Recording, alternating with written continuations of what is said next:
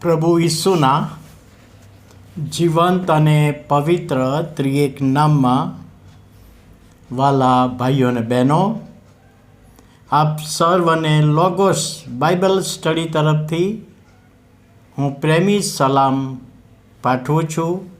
અને આજે 2025ના વર્ષનો 83મો દિવસ 24મી માર્ચ 2025 અને સોમવારનો આ નવો દિવસ આપણા જીવનોમાં પ્રભુએ બતાવ્યો માટે પ્રભુનો ખૂબ આભાર માનતા પ્રભુના નામને ધન્યવાદ આપીએ છીએ.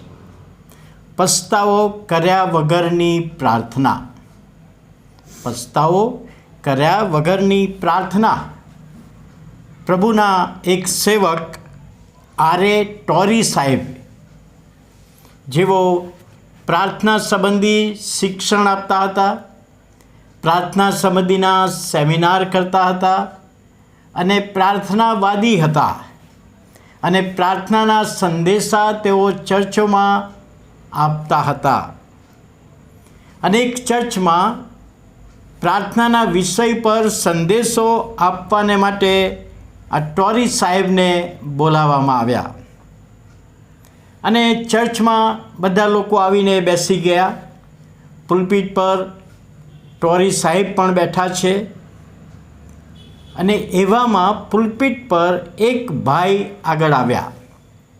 બધા સભાજનો જોઈ રહ્યા હતા કે વક્તાને મળવાને માટે આ ભાઈ શા માટે ગયા.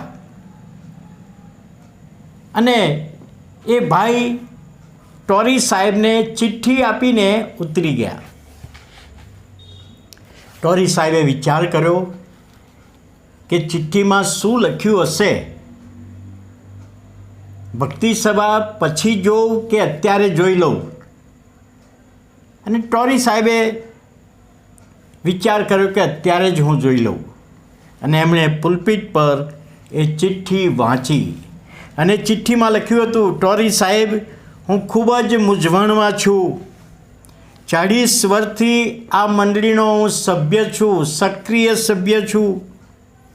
30 વર્ષ આ મંડળીમાં સન્ડે સ્કૂલની સેવા આપી, એની સાથે પ્રાર્થના કમિટીમાં મેં સેવા આપી, પાસ્ટોરેટ કમિટીમાં મેં સેવા આપી,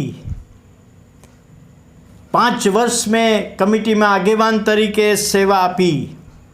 છતાં મને એવું લાગે છે કે પ્રભુ મારી પ્રાર્થનાનો જવાબ આપતા નથી. પ્રાર્થના કરું જ છું, ચર્ચમાં જાઉં છું, બાઇબલ વાંચું છું,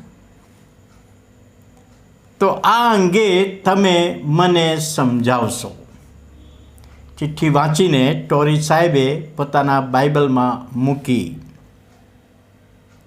અને સંદેશામાં પવિત્ર આત્માએ ટોરી સાહેબને એવી દોરવણી આપી કે તમે ગમે તેટલા મહાન વ્યક્તિ છો, તમે મંડળીમાં ગમે તેટલા આગેવાન છો, તમે ગમે તેટલા સક્રિય છો, તમે ગમે તેટલું દાન આપો છો, પરંતુ જો તમે પસ્તાવો કર્યા વગરની પ્રાર્થના કરો છો તો પ્રભુ તમારી પ્રાર્થનાનો પ્રત્યુત્તર આપશે નહીં.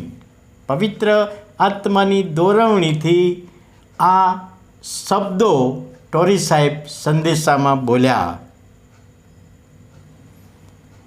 પ્રભુનું વચન, ગીતશાસ્ત્ર 68મો અધ્યાય 16મી કલમ 18મી કલમ. જો હું મારા હૃદયમાં ભૂંડાઈ કરવાનો રાખું તો પ્રભુ મારું સાંભળે જ નહીં. દાઉદ રાજા કહે છે, હું પ્રભુની આગળ પ્રાર્થના કરું પણ જો હું પસ્તાવો નથી કરતો, મારા હૃદયમાં કોઈ પાપ લઈને જાઉં છું તો મારું એ સાંભળે જ નહીં. પિત્તર, પ્રભુ ઈસુએ કહ્યું કે તું આ બાજુ જાડો નાખ ને માછલાનો જથ્થો પકડાયો ત્યારે એણે કેવી પ્રાર્થના કરી, પ્રભુ મારાથી દૂર જા, હું પાપી છું. પ્રભુ મારાથી દૂર જા, હું પાપી છું. પોતાના પાપની કબૂલાત કરી અને પ્રભુ કહે છે હું દૂર નહીં જાઉં, પણ તને મારી નજીક ખેંચીશ. હવે તું માછલા નહીં પરંતુ માણસો પકડનાર થશે. અને ભજન સેવા છૂટી. જે ચિઠ્ઠી આપનાર ભાઈ એમને મળવા માટે આવ્યા. સાહેબ, તમે સંદેશામાં જે કહ્યું એ મને લાગુ પડે છે. પસ્તાવો કર્યા વગર મેં પ્રાર્થના કરી જ છે અને એનો પ્રત્યુત્તર મળ્યો નથી. પણ હવે હું પસ્તાવો કરીને પ્રભુની પાસે આવું છું. ભલે અત્યાર સુધી મેં સેવા કરી, કમિટીમાં આગેવાની આપી ને બધું જ કર્યું, પણ પસ્તાવો નથી કર્યો તો પ્રભુ મારું સાંભળનાર નથી. એ શબ્દો મારા હૃદયમાં બેસી ગયા. વાલા ભાઈઓ અને બહેનો, એ જ પ્રભુ આપણને કહી રહ્યો છે. પ્રાર્થના કરીએ છીએ, સંગત કરીએ છીએ, બાઇબલ વાંચીએ છીએ, સંગત કરીએ, દેવળમાં આવીએ, બહુ એક્ટિવ છે, પણ પસ્તાવો નથી કર્યો અને પ્રભુની પાસે માગીએ છીએ તો પ્રભુ આપણી પ્રાર્થના સાંભળતા નથી. તો પસ્તાવો કરીને પ્રભુની પાસે આવીએ, પ્રાર્થના કરીએ. વાલા પ્રભુ, અમે તમારું વચન તમે અમને જે બતાવ્યું, પસ્તાવો કરીને અમે તમારી પાસે આવીએ અને પસ્તાવો કરીને અમે પ્રાર્થના કરીએ તો અમારી પ્રાર્થના તમે સાંભળનાર છો. અને એ વિશ્વાસમાં અમારી સહાય કરો, મદદ કરો, દોરવણી આપો. વિનંતી અને પ્રાર્થના ઈસુ અમારા પ્રભુના પવિત્ર ત્રિએક નામમાં સાંભળો અને માન્ય કરો. આમેન.